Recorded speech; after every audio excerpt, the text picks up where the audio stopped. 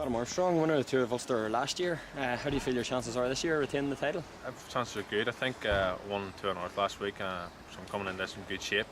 The team's in good shape, and I think between what we'll have there, we can definitely win the race again. And how's the legs been during the week? What have you been doing between last week's race and today? Nothing hard. It's just sort of when I rode my bike. But Thursday and Friday, my legs have come around and I feel fresh again. So I'm feeling good coming into this. Very good. And we have 3 stages coming up between now and Monday. 4 stages over 3 days. What do you see as being the key stages? I think today's a key stage. You can't afford to lose time today, and the last stage is a key stage because it's a hard course and it's split again. People have tired legs, so I'll be looking to make sure I don't miss anything today and hopefully make a difference the last stage like last year. And what about the time trial? It's apparently it's a short uphill time trial. So how are you going to approach that? Well, from what I hear, it's under a kilometre long, so it's very, very short.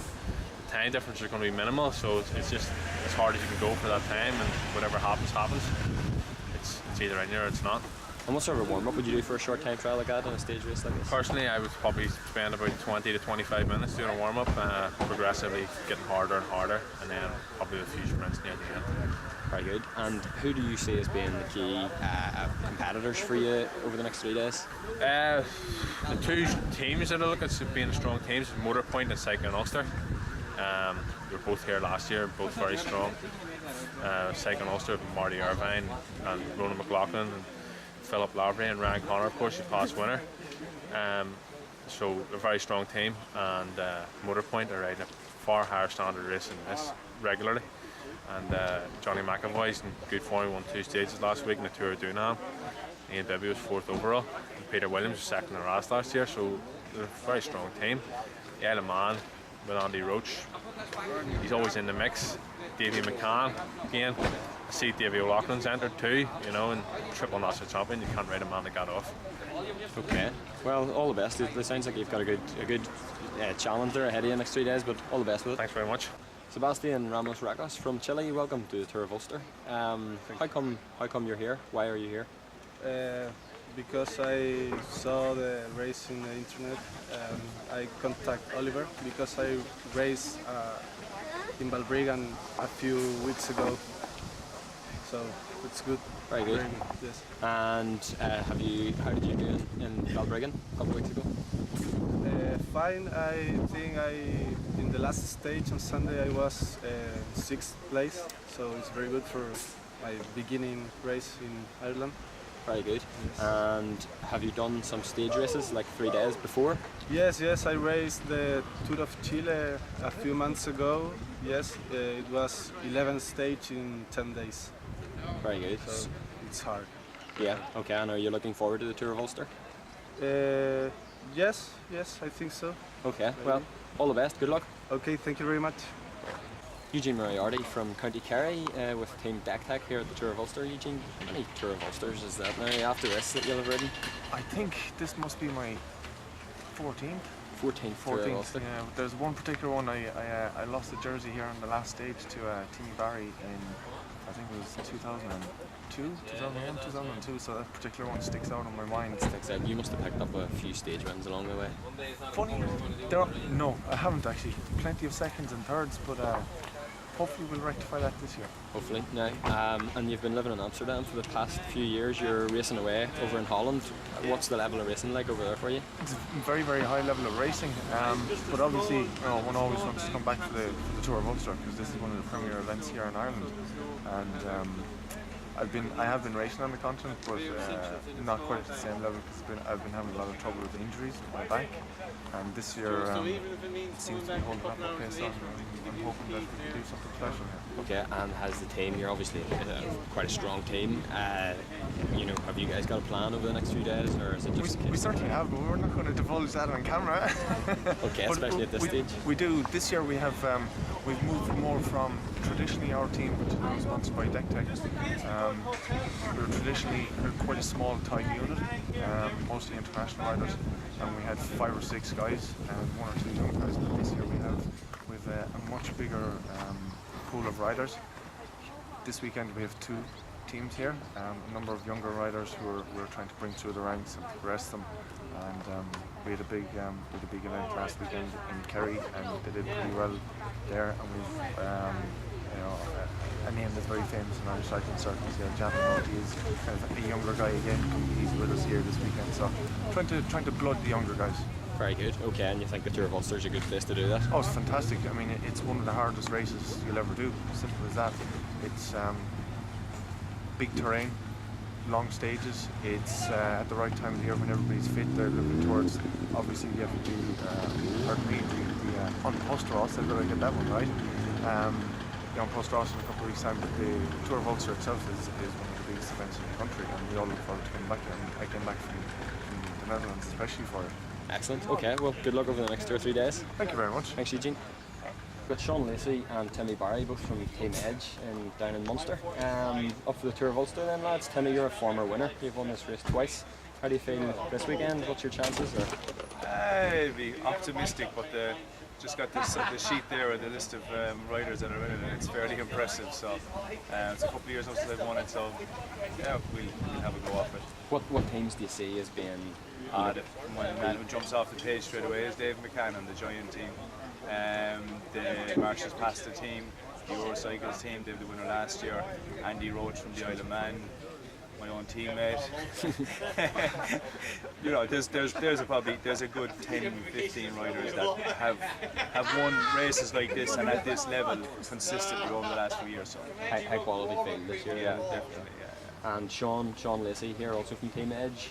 Sean, you won Ras Moon last week down in Kerry and round the roads of County Kerry, so the legs are good.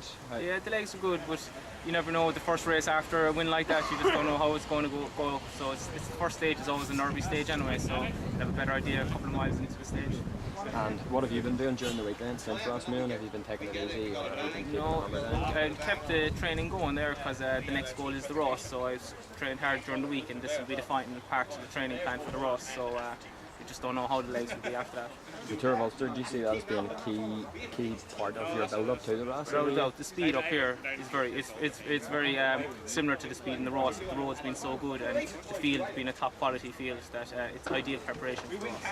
And then over the next 3 days, what do you see as being the key stages? We've got... Well, first day is the key one starting off, because the same as every stage race, the important thing is not to lose on the first day. You have to still be in a position at the end of the first day that you can win the race, which is what Sean did last week in Ulster by making a big break of 18 on the first day.